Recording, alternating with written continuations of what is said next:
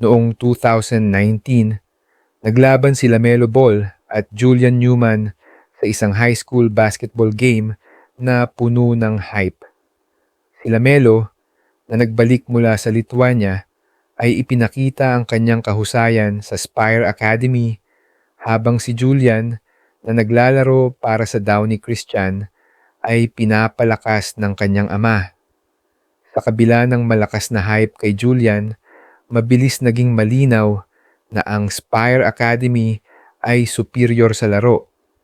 Pinangunahan ni LaMelo ang laro, nagtala ng triple-double at tinapos ang laro sa 117-80 na panalo. Si Julian, sa kabila ng 50 na puntos, ay nahirapan sa shooting, nag 6 to 25 lang.